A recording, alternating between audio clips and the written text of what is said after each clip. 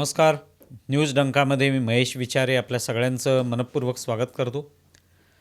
मित्रांनो, राष्ट्रवादी काँग्रेस शरद पवार गटाचे प्रमुख नेते शरद पवार हे बारामतीमध्ये त्यांच्या पक्षातील जे उमेदवार आहेत, अर्थातच त्यांच्या कुटुंबातलेच सदस्य म्हणजे युगेंद्र पवार यांच्या प्रचारासाठी आलेले होते आणि तिथून त्यांच्या पक्षाची एकूण प्रचाराची जी रणधुमाळी आहे तिला सुरुवात झाली. आणि त्या प्रचारादरम्यान शरद पवारांनी एक वक्तव्य केलं जे अर्थातच लोकांना भावनिक करून टाकणारं होतं. आणि ते वक्तव्य म्हणजे आपण आता राज्यसभेचे खासदार आहोत आणि त्यासाठी फक्त आता 1.5 वर्षाचा कालावधी शिल्लक राहिलेला आहे. 1.5 वर्षानंतर राज्यसभेचं खासदारकीची जी मुदत आहे ती संपून जाईल. पुन्हा एकदा राज्यसभेचा खासदार व्हायचं की नाही याचा आपण विचार करू.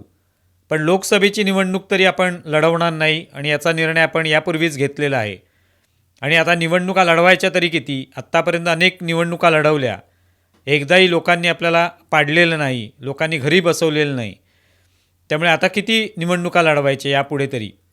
आता नव्या पिढीकडे सूत्र सोपवायला पाहिजेत असं म्हणत त्यांनी एक प्रकारे युगेंद्र पवार जे आहेत त्यांच्याकडे ही आपण सूत्र सोपवणार आहोत का या पद्धतीचं एक विषय मांडलेला आहे लोकांसमोर. युगेंद्र पवार यांच्याकडेच सूत्र आपण सोपवणार आहोत असं ते काही थेट म्हणालेलं नाहीत. पण युगेंद्र पवार हे आता इकडचे उमेदवार आहेत हे सांगत असताना स्वाभाविकच आपल्या कुटुंबातील हा नव्या पिढीचा सदस्य आहे आणि त्याच्याकडे आता आपण सूत्र सोपवू, त्याच्यावर तुम्ही आता विश्वास ठेवा आणि त्या पद्धतीने आमच्या पक्षाचं काम चालेल असं सांगण्याचा एक उद्देश त्यांचा होता. पण यावरनं पूर्ण महाराष्ट्रामध्ये म्हणा किंवा एकूणच राजकीय वर्तुळामध्ये चर्चा सुरू झाली. ती म्हणजे शरद पवार हे निवृत्त होणार का? शरद पवारांच्या निवृत्तीची चर्चा सुरू झाली. म्हणजे शरद पवारांनी असं जरा देखील म्हटलं कुठेही उल्लेख केला की लगेच त्यांच्या निवृत्तीची चर्चा सुरू होते. म्हणजे शरद पवार निवृत्त झाले तर काय होईल महाराष्ट्राच्या राजकारणाचं? महाराष्ट्राच्या राजकारणावर त्याचे काय दुष्परिणाम होतील? महाराष्ट्राचं राजकारण जे आहे ते पूर्णपणे समूळ नष्टच होऊन जाईल का? अशा पद्धतीचे एक चर्चा या निमित्ताने करायला सुरुवात होते. शरद पवार हे एक राजकीय नेते आहेत, अनेक वर्ष ते मुख्यमंत्री राहिलेले आहेत, एक पक्ष त्यांनी स्वतःचा निर्माण केलेला आहे, स्वतःचा एक ठसा जो आहे तो त्या महाराष्ट्रामध्ये उमटवलेला आहे. हे जरी खरं असलं तरी वयानुसार प्रत्येक माणूस जो आहे तो एकेका त्या क्षेत्रामधून निवृत्त होत असतो. त्या पद्धतीने शरद पवारांना जर वाटत असेल की आपण आता या सगळ्या राजकीय वाटचालीमध्ये इतकी वर्ष प्रवास केल्यानंतर, इतके वेगवेगळे अनुभव घेतल्यानंतर आता निवृत्त व्हावं आणि नव्या पिढीकडे ते सोपवावं, तर त्यात काही चुकीचं काहीच नाही. पण शरद पवार जेव्हा असं म्हणतात की आपल्याला निवृत्त व्हायचं आहे किंवा अशा प्रकारचे एक संकेत देतात की आता किती आणखी निवडणुका लढवायच्या, किती आणखी काम करायचं, नव्या पिढीकडे सोपवायला पाहिजे, तेव्हा प्रश्न निर्माण होतो की हे खरं सत्यामध्ये कधी उतरेल का? शरद पवार हे खरंच बोलत आहेत का? कारण मागच्या वेळेला आपल्याला अनुभव आहेच. ज्या वेळेला त्यांच्या पुस्तकाची 2री आवृत्ती होती, त्या पुस्तकाचं प्रकाशन होत असताना शरद पवार म्हणाले की मी आता पायउतार होतो राष्ट्रवादी काँग्रेसच्या अध्यक्षपदावरून. आणि तेव्हा किती गदारोळ त्या संपूर्ण समारंभामध्ये झाला होता हे आपण पाहिलं. मग तो समारंभ राहिला बाजूला आणि विषय सुरू झाला तो शरद पवारांच्या निवृत्तीचा. अगदी जयंत पाटलांसारखे नेते जे आहेत ते सुद्धा ढसाढसा रडत होते त्या ठिकाणी.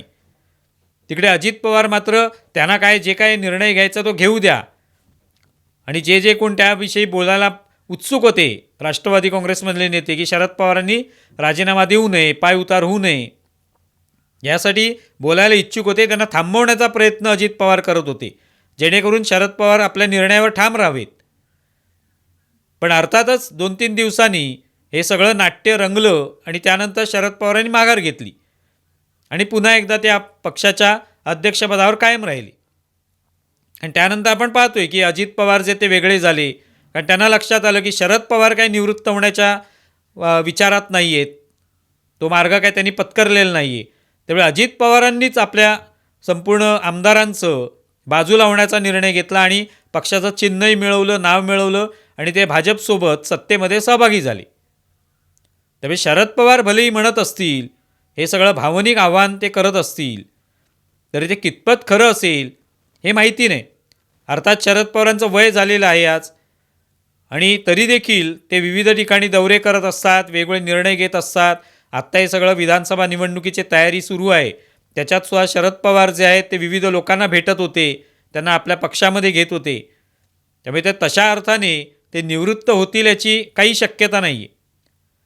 पण ते निवृत्त झाले तर काय नेमकं होणार आहे? महाराष्ट्राचं कोणतंही नुकसान होणार नाही, कारण शेवटी त्यांनी त्यांचं जे काही काम आहे राजकारणामधलं ते करून झालेलं आहे. पण आता नव्या पिढीकडे जेव्हा ते सोपवत आहेत तेव्हा अर्थातच नवी पिढीसुद्धा त्यांनी आपल्या कुटुंबातलीच निवडलेली आहे. त्यामुळे घराणेशाही जी आहे ती सुरूच राहिलेली आहे. कुठेतरी आत्तापर्यंत सुप्रिया सुळे यांच्यावर ते सगळी जबाबदारी सोपवतील असं म्हटलं जात होतं. अर्थात त्यांना काय बाजूला काढलेलं नाही, पण नवी पिढी म्हणून जेव्हा ते पाहत आहेत तेव्हा ते आपल्या कुटुंबातल्याच एका सदस्याकडे ही जबाबदारी सोपवण्याच्या तयारीत आहेत. पण तिथे रोहित पवारांचं नाव मात्र येत नाही आहे, तिथे योगेंद्र पवारांचं नाव समोर आलेलं आहे. त्यामुळे जे कोणतेही ते जबाबदारी सोपवणार आहेत ते आपल्याच सदस्यांवर सोपवणार आहेत, याच्या पलीकडे दुसऱ्या कोणाचाही विचार होणार नाही, हे मात्र खरं आहे. पण अर्थात शरद पवार हे निवृत्त होतील अशी शक्यता अजिबात नाही. ते आपलं काम करत राहतील आपल्या पद्धतीने, ज्या पद्धतीने त्यांनी राजकारण केलेलं आहे आत्तापर्यंत, तसं जोपर्यंत त्यांना शक्य आहे तोपर्यंत ते करत राहतील. त्यामुळे या निवृत्तीच्या वावड्या ज्या आहेत त्या अनेक जण विशेषतः मीडियातून उडवत असतात, जेणेकरून कुठेतरी शरद पवारांची चर्चा राहावी. आणि विशेषतः शरद पवारांचे समर्थक असलेले अनेक पत्रकार आहेत, त्यांच्या दृष्टीने शरद पवारांचे निवृत्तीची बातमी अशी पसरवणं आणि त्याची वारंवार चर्चा करणं, यात त्यांना खूप मजा येत असते, आनंद होत असतो. कारण त्या माध्यमातून शरद पवारांची चर्चा सुरू ठेवणं, त्यांचं महात्म्य सुरू ठेवणं, महाराष्ट्रामध्ये त्यांचं किती महत्त्व आहे दाखवत राहणं हे आवश्यक असतं. त्या दृष्टीने ही बातमी जी आहे ती करण्यात आलेली आहे. पण अर्थात शरद पवार जे आहेत ते अशा पद्धतीने थेट निवृत्ती स्वीकारतील आणि कोणावर तरी जबाबदारी सोपवतील अशी शक्यता अजिबात नाही. जे मागच्या वेळेला घडलेलं होतं तसंच हे असेल. फक्त एक निवडणूक आली की त्यावेळेला एक भावनिक आवाहन करायचं, लोकांना आपल्याकडे आकर्षित करायचं, या पद्धतीचं राजकारण शरद पवार करत आलेले आहेत. जसं पावसात ते भिजतात आणि पावसात भिजले की त्याचा फायदा त्यांना निवडणुकीत होतो असं पत्रकारच सांगत असतात. त्या पद्धतीने त्यांच्या या निवृत्तीची बातमी आता पत्रकारांनी आपल्या फायद्यासाठी, आपला एक प्रकारे TRP वाढवण्यासाठी, शरद पवारांची चर्चा राहावी आणि त्यातून आपलंसुद्धा महत्त्व वाढावं शरद पवारांच्या दरबारामध्ये, या दृष्टीने प्रयत्न चालू केलेले आहेत. त्याचाच हा एक भाग असू शकतो. तुम्हाला या संदर्भात काय वाटतंय जरूर कळवा. आमचा व्हिडिओ जास्तीत जास्त लाईक करा, शेअर करा आणि आमचे यूट्यूब चॅनल सबस्क्राईब करा. धन्यवाद. आमचा व्हिडिओ जास्तीत जास्त लाईक करा, शेअर करा आणि आमचे यूट्यूब चॅनल सबस्क्राईब करा. धन्यवाद.